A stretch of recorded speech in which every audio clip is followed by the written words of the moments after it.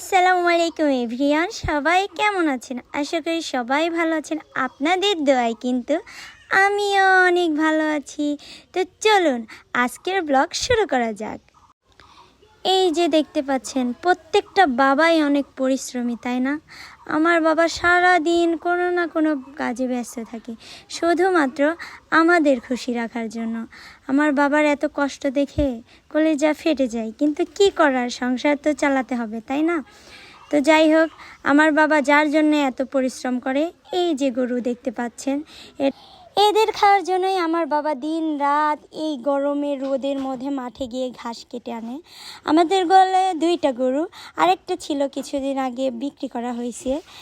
তো সবাই দেখুন আমাদের গরু কত সুন্দর, তাই না?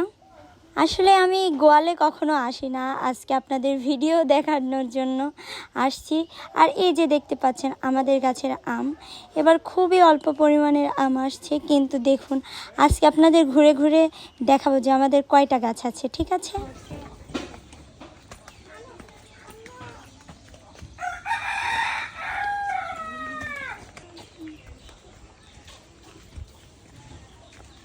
এই যে দেখতে পাচ্ছেন সব আমাদের গাছ, কিন্তু দুঃখের বিষয় যে এবার আম ধরে নাই খুব একটা, ধরছে অল্প স্বল্প।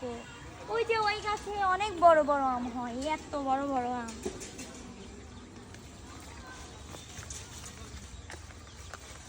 এইগুলো সবগুলোই আমাদের গাছ আম, গাছের অভাব নাই, কিন্তু আম এইবার খুব একটা ধরে নাই। এইগুলো আমাদের গাছ,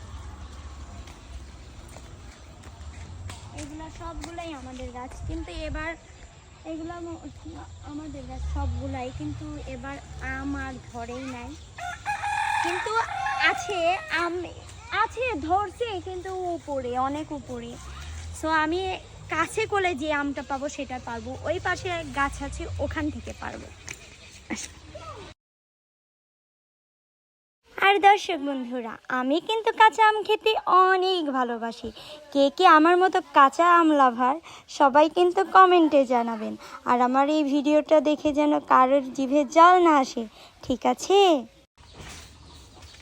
আমি এখন আম খাবো।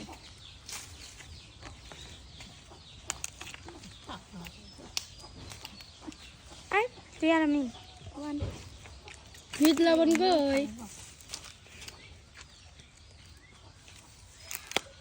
আর এই যে দেখতে পাচ্ছেন, এটা কিন্তু আমাদের গাছ না, এটা আমার চাচার গাছ, মানে বিপ্লবের দাদার গাছ। তো আমি বিপ্লবকে বলতেছিলাম তোদের গাছের 2টা আম পেড়ে দে, আমি খাই।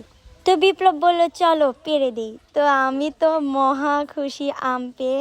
তো আম খাওয়া শেষে এখন আমি রান্নার কাজে লেগে পড়বো। সবাই কিন্তু আমার রান্নাটা মনোযোগ সহকারে দেখবেন, ঠিক আছে?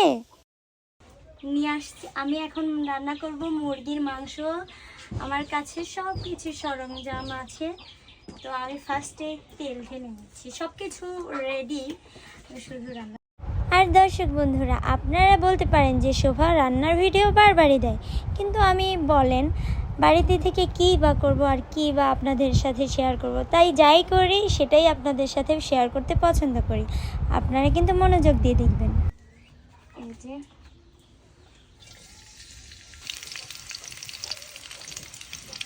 হালকা করে একটু জিরা দিয়ে দেবো।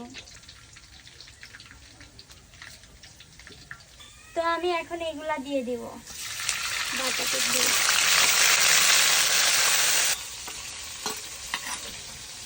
বাটার মধ্যে সবকিছুই আছে, আদা বাটা, রসুন বাটা, তারপরে পেঁয়াজ বাটা, জিরা বাটা, তারপরে মশলা বাটা, সবকিছুই আছে। তো আমি ওটা দিয়ে দিচ্ছি। এবার দিয়ে দেবো আমি একটু ধনিয়া গুঁড়ো,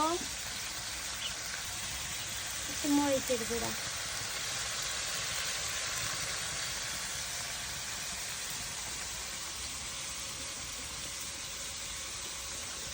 একটু দিয়ে দেবো হলুদ গুঁড়া।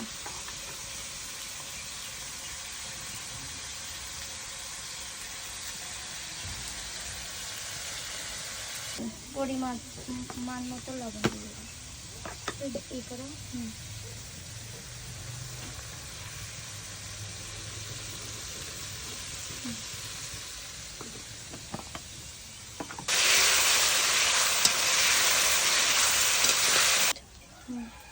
এবার দেখেন কালারটা কত সুন্দর এসেছে।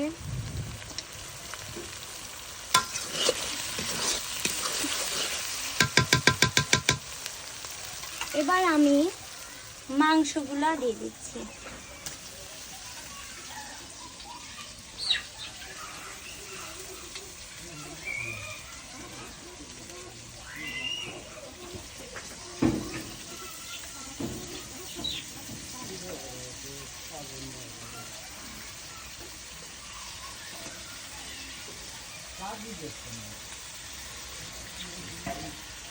এইবার না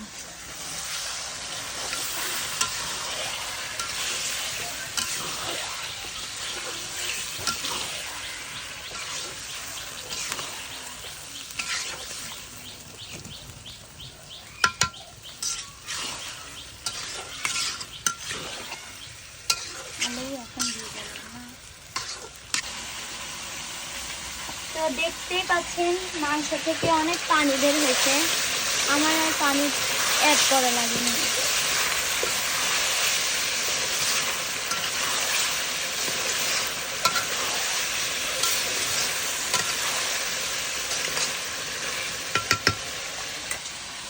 তো আমি দেখো কত সুন্দর কালার হয়েছে।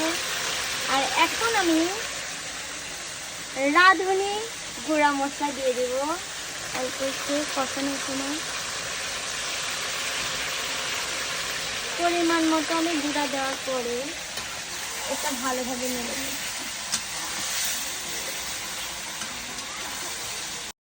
তো দর্শক বন্ধুরা, আজকের ভিডিওটা ছিল এই পর্যন্তই। সবার কেমন লেগেছে অবশ্যই কমেন্টে জানাবেন। আর যদি একটু ভালো লেগে থাকে সিঙ্গার শোভাই ইউটিউব চ্যানেলের পাশেই থাকবেন। সে পর্যন্ত যে যেখানেই থাকুন ভালো থাকুন, সুস্থ থাকুন, আমার জন্য দোয়া করুন। সবাইকে আল্লাহ হাফেজ।